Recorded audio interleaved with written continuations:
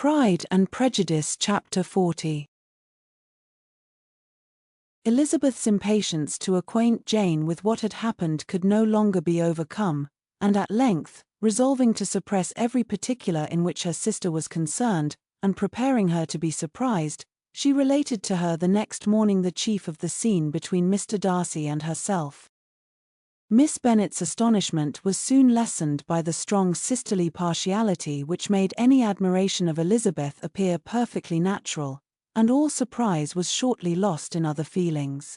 She was sorry that Mr. Darcy should have delivered his sentiments in a manner so little suited to recommend them, but still more was she grieved for the unhappiness which her sister's refusal must have given him.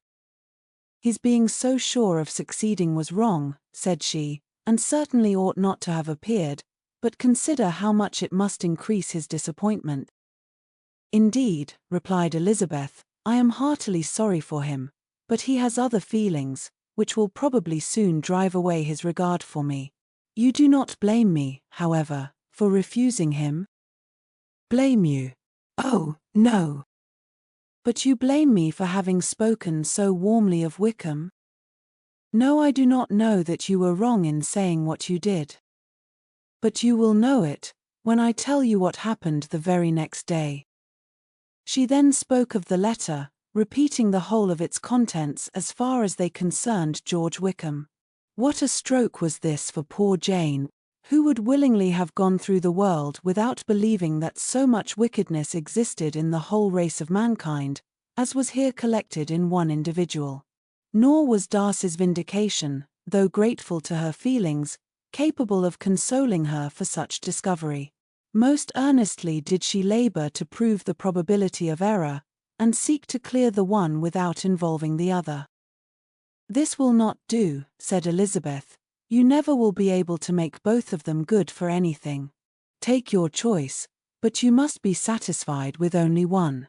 There is but such a quantity of merit between them, just enough to make one good sort of man, and of late it has been shifting about pretty much. For my part, I am inclined to believe it all Darcy's, but you shall do as you choose. It was some time, however, before a smile could be extorted from Jane. I do not know when I have been more shocked, said she. Wickham's so very bad. It is almost past belief. And poor Mr. Darcy, dear Lizzie, only consider what he must have suffered. Such a disappointment, and with the knowledge of your ill opinion, too, and having to relate such a thing of his sister, it is really too distressing. I am sure you must feel it so. Oh, no, my regret and compassion are all done away by seeing you so full of both. I know you will do him such ample justice, that I am growing every moment more unconcerned and indifferent. Your profusion makes me saving, and if you lament over him much longer, my heart will be as light as a feather. Poor Wickham!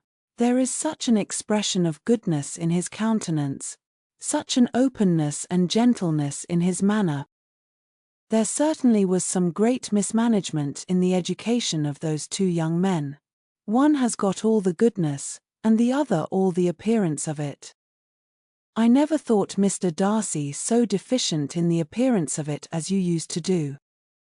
And yet I meant to be uncommonly clever in taking so decided a dislike to him, without any reason. It is such a spur to one's genius, such an opening for wit, to have a dislike of that kind.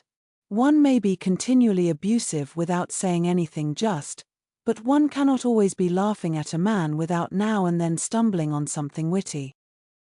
Lizzie, when you first read that letter, I am sure you could not treat the matter as you do now.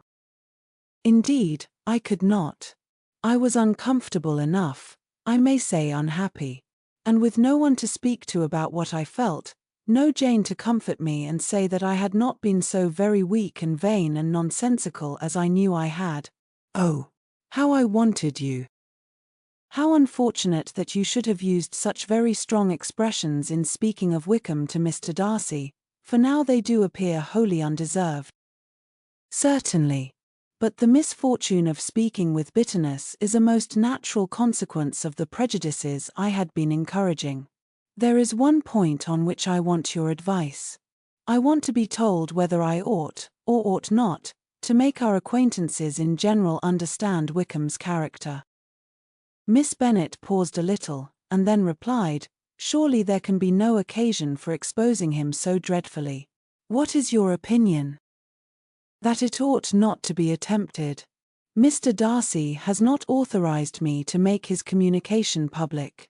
On the contrary, every particular relative to his sister was meant to be kept as much as possible to myself, and if I endeavor to undeceive people as to the rest of his conduct, who will believe me? The general prejudice against Mr. Darcy is so violent that it would be the death of half the good people in Meryton to attempt to place him in an amiable light. I am not equal to it. Wickham will soon be gone, and therefore it will not signify to anyone here what he really is. Some time hence it will be all found out, and then we may laugh at their stupidity in not knowing it before. At present I will say nothing about it." "You are quite right. To have his errors made public might ruin him for ever. He is now, perhaps, sorry for what he has done, and anxious to re-establish a character. We must not make him desperate." The tumult of Elizabeth's mind was allayed by this conversation. She had got rid of two of the secrets which had weighed on her for a fortnight, and was certain of a willing listener in Jane, whenever she might wish to talk again of either. But there was still something lurking behind, of which prudence forbade the disclosure. She dared not relate the other half of Mr. Darcy's letter, nor explain to her sister how sincerely she had been valued by her friend. Here was knowledge in which no one could partake, and she was sensible that nothing less than a perfect understanding between the parties could justify her in throwing off this last encumbrance of mystery. "And then," said she, "if that very improbable event should ever take place, I shall merely be able to tell what Bingley may tell in a much more agreeable manner himself. The liberty of communication cannot be mine till it has lost all its value." She was now, on being settled at home, at leisure to observe the real state of her sister's spirits. Jane was not happy. She still cherished a very tender affection for Bingley. Having never even fancied herself in love before, her regard had all the warmth of first attachment, and, from her age and disposition, greater steadiness than most first attachments often boast, and so fervently did she value his remembrance, and prefer him to every other man, that all her good sense, and all her attention to the feelings of her friends, were requisite to check the indulgence of those regrets which must have been injurious to her own health and their tranquillity. "Well, Lizzie," said Mrs. Bennet one day, "what is your opinion now of this sad business of Jane's? For my part, I am determined never to speak of it again to anybody. I told my sister Phillips so the other day. But I cannot find out that Jane saw anything of him in London. Well, he is a very undeserving young man, and I do not suppose there's the least chance in the world of her ever getting him now.